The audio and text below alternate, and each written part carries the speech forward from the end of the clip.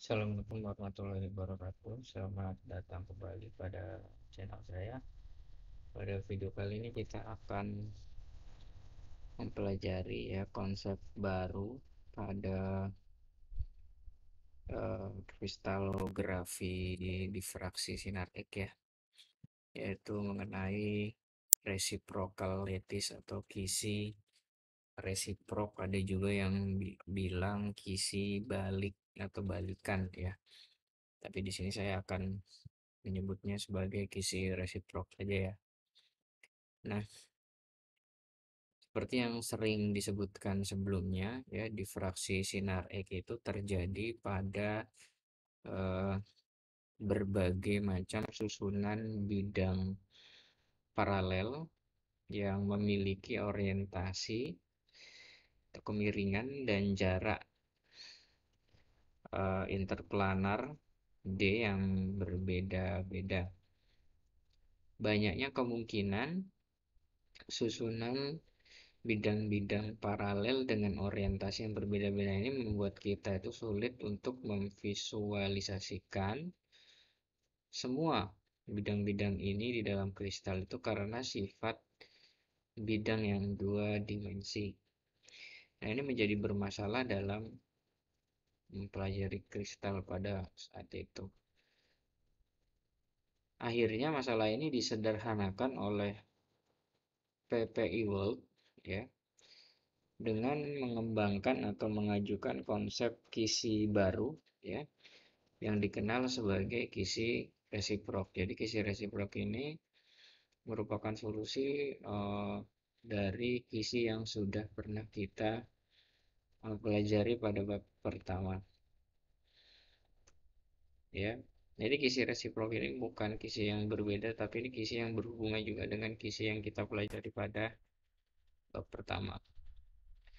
Gagasan Ewald ini itu didasari bahwa masing-masing susunan bidang-bidang paralel itu dapat direpresentasikan, dapat diwakilkan oleh normal. Normal itu adalah garis yang tegak lurus dari bidang-bidang ini, bidang-bidang yang paralel tadi yang panjangnya ya, panjang normalnya itu sama dengan kebalikan dari jarak antar bidang D. Ya, ini nanti akan mendefinisikan kisi resiprok. Maka arah dari masing-masing normal akan merepresentasikan atau mewakilkan orientasi dari susunan bidang-bidang paralel yang sedang diamati di dalam eksperimen. Dan panjang normalnya itu sebanding dengan kebalikan dari jarak antar bidang atau seper D nanti ya.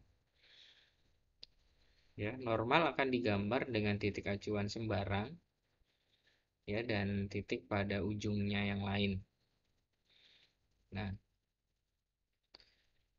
normal yang digambarkan nanti yaitu akan membentuk susunan yang teratur yang disebut sebagai kisi resiprok. Jadi kisi resiprok ini merupakan kisi yang dihasilkan dari normal ya, yang digambar dari bidang-bidang yang paralel tadi gitu.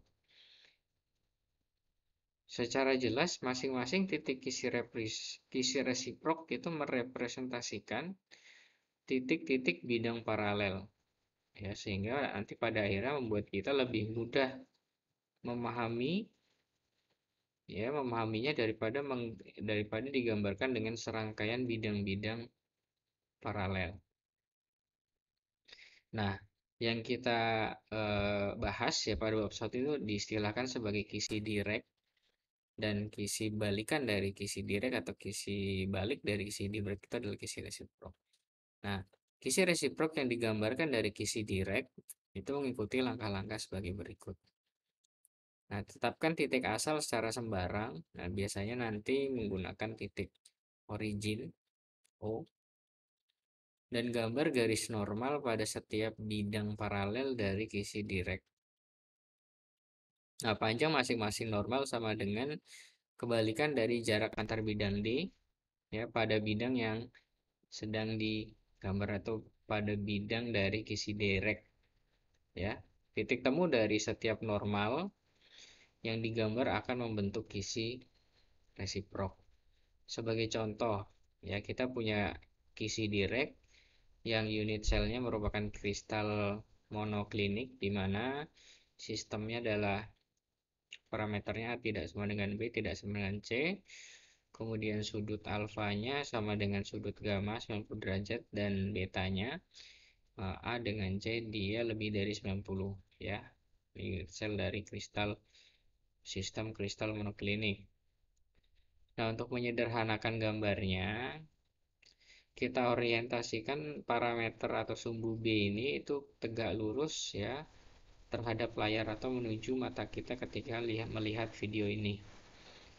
Oleh karena itu sumbu A dan sumbu C ya itu berada di atas layar kita.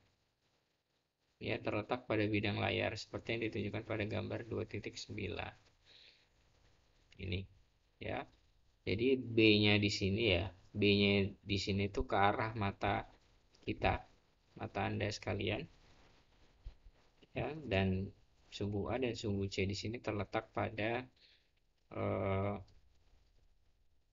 bidang layar video atau layar komputer Anda ya.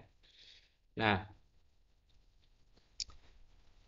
dari gambar ini ya yang kita tinjau adalah bidang dengan tipe H0L. Jadi bidang yang sejajar pada sumbu B ya atau tegak lurus terhadap layar. Misalkan 101 ya ini merupakan ini sebenarnya bidang ya. Ini adalah bidang yang sejajar dengan sumbu B. Jadi ini panjangnya tak hingga pada sumbu B, tidak berpotongan pada sumbu B. Kemudian 201 ya. Nah, oleh karena itu ya, ketika kita meninjau bidang H0L ini pada kisi monoklinik tadi, kalau kita cari normalnya dari bidang ini ya pasti bidangnya itu akan terletak pada bidang layar juga. Ya. Nah, bidang H0L yang tegak lurus layar direpresentasikan dengan garis ya di sini.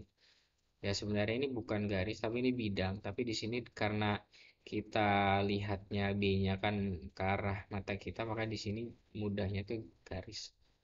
Garis 101. Nah, ini merupakan bidang 101. Ini adalah garis 201 merupakan bidang 201. Nah, dengan mengambil titik perpotongan ketiga sumbu A, B, dan C atau O ini sebagai titik asal kita dalam menggambar kisi resiprok. Nah, normal digambar dari titik ini. Dan panjangnya itu seper DH0L. Ya, DH0L ini merupakan jarak antar bidang H0L. Sebagai contoh, ya, karena bidang 200 itu memiliki jarak setengah ya dibandingkan bidang 100 ya. Lihat gambar ini yang sudah pernah kita diskusikan. Maka nanti kisi resiprok ya dari bidang 200 akan berjarak dua kali lebih